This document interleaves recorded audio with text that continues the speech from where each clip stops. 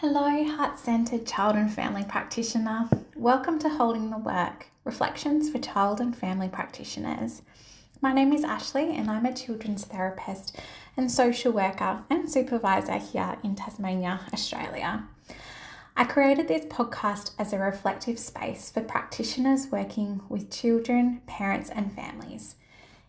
It's a place to pause, think about the work and keep growing in ways that are ethical, trauma-informed, relational, and really honours the people that we work with as well as you as a practitioner.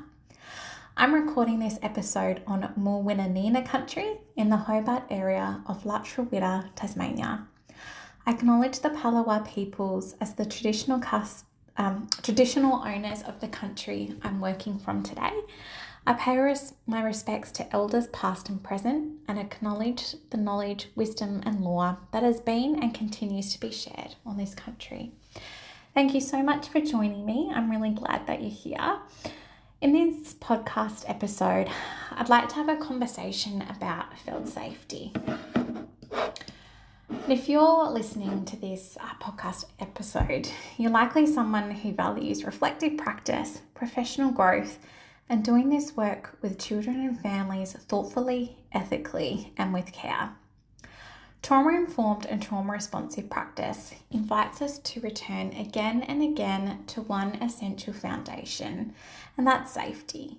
Not just physical safety, but a felt sense of safety in the body. Before learning can occur, before emotional regulation is possible, before play, curiosity, or therapeutic risk-taking can emerge, the nervous system must first perceive that things are safe. This is true for the children and families that we work with, but it's also equally true for us as therapists or practitioners. This understanding became especially meaningful for me when I returned to our client-facing practice. I'd spent about 12 months or so recovering from trauma following an acute medical event that happened during a counselling session. As I prepared to return to client-facing practice, I knew that safety had to be my first priority. My return needed to be shaped by compassion, pacing, and care, not only for the well-being of the children and families that I support, but also for my own nervous system as well. It was during this time that Polyvagal Theory became a guiding framework for me. It offered me a map for understanding where my nervous system was at, what it needed, and what my capacity looked like from day to day. Rather than pushing forward, it allowed me to listen more closely and deeply to my body and respond with intention. So in this particular podcast episode, I explore polyvagal theory and how the autonomic nervous system continually assesses our environment, our relationships, and our internal world for safety and danger. I share how this framework can support us to more deeply integrate the trauma-informed care principles of safety within our own physical spaces, within our therapeutic relationships with children and families, and within ourselves as practitioners. So polyvagal theory helps us to understand how the autonomic nervous system shapes our responses to the world. This system operates largely outside our conscious awareness and is constantly working to keep us safe. Rather than asking, what's wrong with this child or why is this behaviour keeping on happening, polyvagal theory encourages us to ask, what is the nervous system responding to right now? Our bodies are always interpreting information from our internal and external environments through sound, sights, facial expressions, tone of voice, proximity, movement, and sensation. And based on this information, the nervous system prepares us for connection, protection, withdrawal, or action. So Dr. Stephen Porges described the automatic detection process as neuroception. And neuroception is not a conscious decision. It's a nervous system that rapidly assesses whether a situation, person, or environment feels safe, dangerous, or life-threatening. So you might like to think of neuroception as a background operating system, always running, always scanning, always influencing how available we are for connection and engagement. When neuroception detects safety, the body is more regulated. We're curious and play becomes possible. Our social engagement increases and our learning and reflection are supported.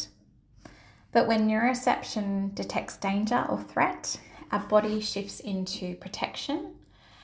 Our behaviours might look more challenging or withdrawn, and connection and reasoning become harder to access.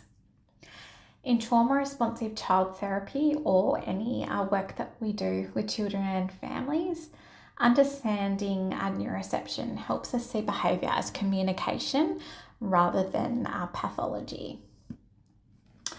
So it's really important to note that neuroception is individual and subjective. What feels safe for one person might feel overwhelming, unpredictable, threatening to another.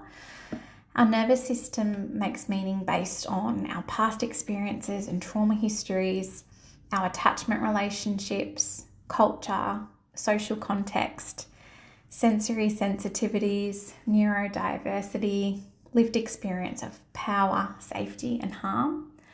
So for example, direct eye contact might feel connecting and reassuring for one child, but for another, it might feel intrusive or unsafe.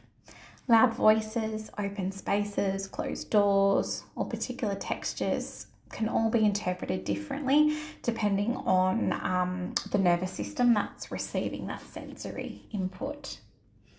This reminds us that felt safety can't be assumed. It must be noticed, co-created, and continuously reassessed. So Polyvagal Theory suggests that we look for cues of safety and danger in 3 interconnected spaces, and that's in the environment, in the relationships, and within our bodies. In child and family therapy, these 3 domains are always interacting. So a child might feel regulated in the room but unsafe within that relationship. A therapist might feel connected relationally but overwhelmed by the physical space. A body might signal threat even when cognitively we know that we are safe. So trauma responsive practice asks us to attend to all 3. So let's start with the physical environment. The therapy room or the places that we're working from are not neutral. It actively communicates safety or threat to the nervous system. So elements that really influence neuroception include the type of lighting that we have, the noise levels or the unpredictability of sound, smells and sensory input, the temperature and the comfort of the space, the size and openness of the space, whether there's any visual clutter or organisation, predictability or where things belong, availability of regulating and body-based resources. The way space is arranged sends powerful and often unspoken messages to children and people that we work with about what is allowed, expected and safe. When we design our spaces with intentionally, we support regulation, curiosity and engagement of both children and ourselves as therapists. So just looking at our own neuroception of safety as a therapist. So Paris Goodnew-Brown reminds us that the neuroception of safety experienced by the therapist in any given moment in the therapy process is a powerful partner in the work. So this is really crucial and sometimes overlooked really quite overlooked as an aspect of trauma responsive care. So if a therapist's nervous system is feeling overwhelmed, activated or on high alert, this can be felt by the child, often without a single word being spoken. trauma-informed practice therefore asks us to reflect on what we personally need to feel safe, what sensory inputs are regulating or activating for us, how our own histories show up in the room, and what supports our capacity to stay present and relational. So in my own practice, the setup of my playroom is vastly different to that of my colleagues. Over time, I've learnt that my nervous system really prefers predictability, order, and intentional resource selection. And since coming back into client-facing work, some materials and resources that I had that once felt manageable no longer do, and that's actually okay. I've taken those out of the playroom for now. Adjusting a space isn't about control, it's about supporting regulation so we can remain available to the child. So if we turn our attention to the safety in the in-between, so that's in between us as practitioners and the child. So beyond the environment and materials, safety is co-created in relationship. So if we draw on Dan Siegel's work of interpersonal neurobiology, we can reflect on how safety is communicated through facial expression, eye gaze, through tone, rhythm, pace of voice, body posture and movement, timing and intensity of responses. We can also consider broader dimensions of the therapeutic use of self, so our verbal and emotional use of self, our physical presence and proximity, our self-system and internal parts, our cultural awareness and positioning. Structured reflective tools such as those developed by Yaznik and Garner can help us to explore these layers with more depth and care, and that can be a particularly useful exercise during supervision. So as I bring this episode to a close, I'd like to invite into a space of reflection.